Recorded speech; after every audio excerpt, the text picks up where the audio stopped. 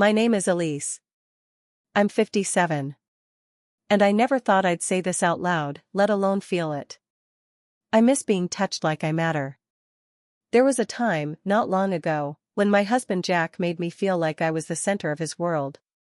He used to pull me into him like he needed to feel my heartbeat to settle his own. He kissed my neck in the mornings. He ran his fingers through my hair when we watched movies. We had rhythm, heat, safety. But now?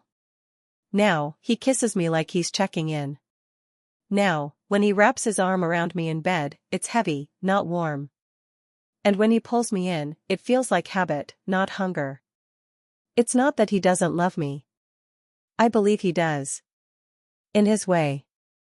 But somewhere between his new job, his long hours, and this strange season of our lives, I've become something soft he sleeps beside, not something he reaches for. I started noticing it in little things. The way he sighs when I touch his shoulder. The way our conversations end in silence instead of laughter. The way his kiss lands just barely on my lips, like he's already somewhere else. But the moment I really felt it? It was last weekend. A Friday night. He was asleep beside me, breathing heavy and turned away, the usual. And then I looked up, and saw his son, Mason, standing in the kitchen. Shirtless. Awake. Watching me like he could read every lonely thought I was trying to bury. That was the night I realized something in me had shifted. And something in him had noticed. Jack is a high school principal. Respected. Disciplined. The kind of man who still wears slacks on Sundays and checks the locks twice before bed. He solves other people's chaos for a living, but at home, he misses the quiet chaos inside me. The morning after that strange night, I made coffee like always. The kitchen was filled with the soft hum of routine, Jack tapping at his tablet, Mason still upstairs, the air between us pretending nothing had happened. Jack looked up. You okay? I nodded, smiled. Just tired. He reached over, pulled me in by the waist. His kiss landed on my lips, familiar, expected. But when his hand trailed lower, settling on my backside like a claim, something in me recoiled. He took it as a signal, smiled against my cheek, like, finally. But to me, it felt like he was skipping chapters just to reach the end. Not now, Jack, I murmured, pulling away gently. He paused. You always say that lately. I want to talk sometimes. Not everything has to start with your hands on me. He blinked, confused. But this is how I show I love you. I didn't know how to explain it, how a kiss can feel cold, how even a warm body beside you can still leave you shivering. Later, as Jack headed off to school, Mason came downstairs, barefoot, rubbing sleep from his eyes. Our eyes met for a second, and he didn't look away. It was just a glance. But in that split moment, I felt seen. And I hated how much that mattered. That night, Jack came home later than usual. He smelled like chalkboard dust and aftershave, and looked exhausted in the way men do when they think fatigue earns them affection. He found me in the kitchen, rinsing out mugs. Slipped his arms around me from behind.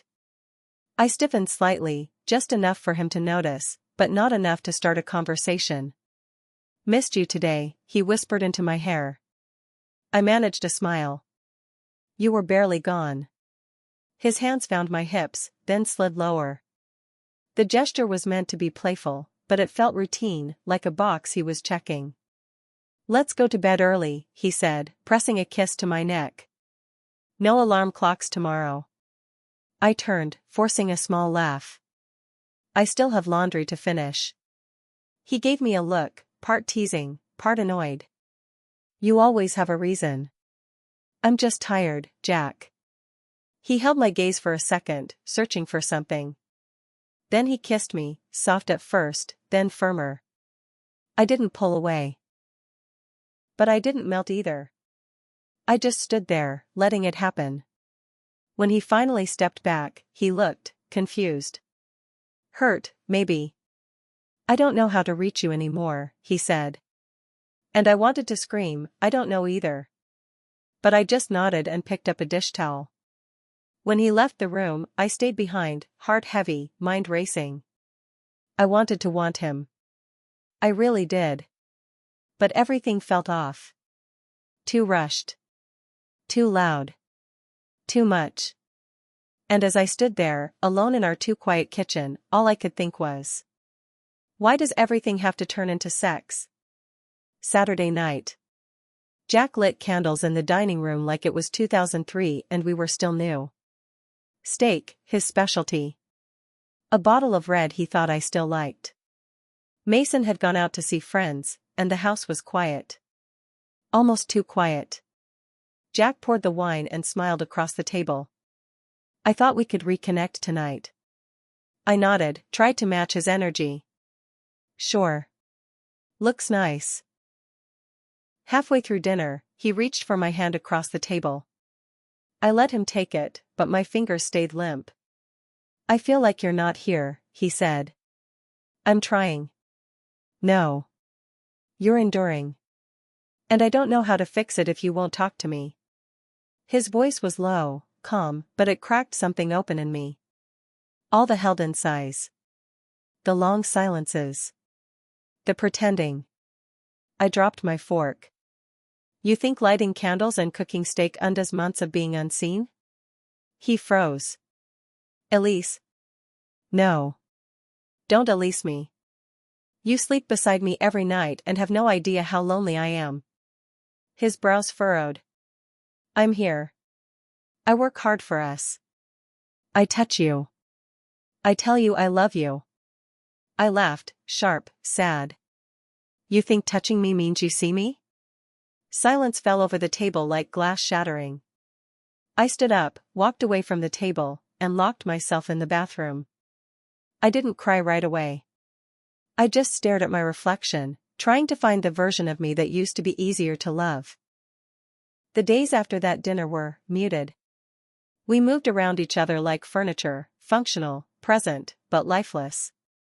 Jack stopped trying to touch me. No morning kisses, no how was your day, no fingers grazing mine under the table. He wasn't angry, not in the way that slams doors or shouts, but I could feel the ache in his silence. The way he looked at me like I was already a memory. And the truth is, I missed him. I missed the man who used to bring me tea without asking. The man who once held my hand in grocery store lines just because. The man who used to laugh when I danced around the kitchen in old socks. But I didn't know how to reach him anymore. Not without explaining the guilt that sat in my chest every time I thought of Mason.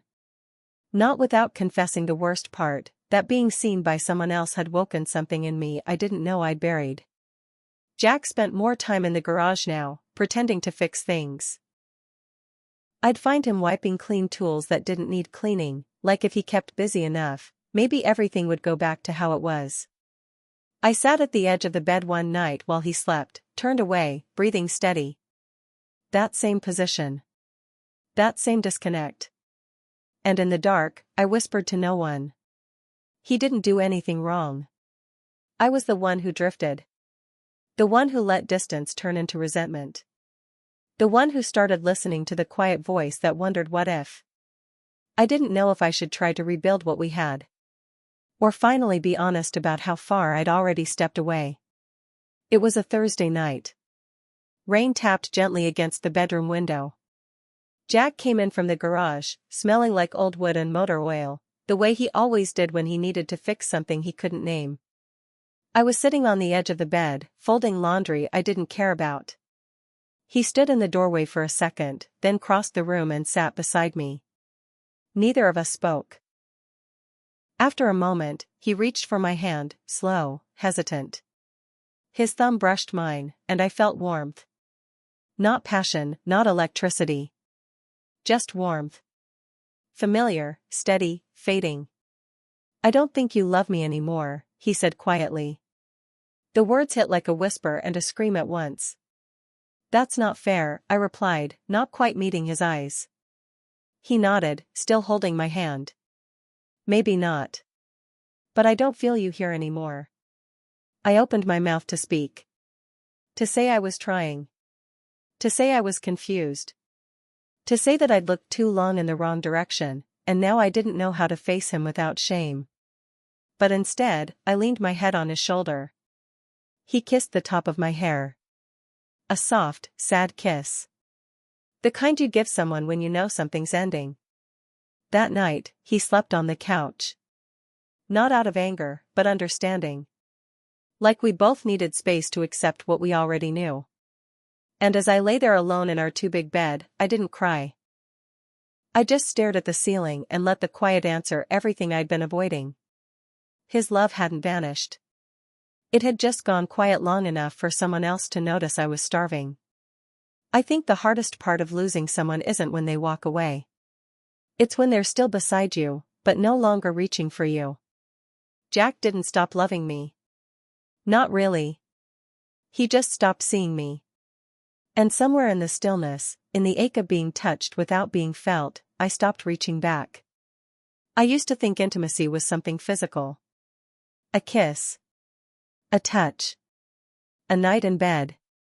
But real intimacy is being known, fully, deeply, even when you're falling apart.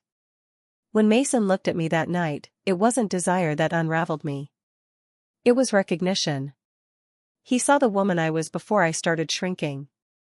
Before I became a wife who smiled politely, folded laundry at midnight, and said I'm fine instead of I'm lonely. I didn't cross a line that night. But I stood close enough to it to realize how fragile boundaries become when you feel invisible. And that scared me. Because I wasn't just losing Jack. I was losing myself. I don't know what comes next for us.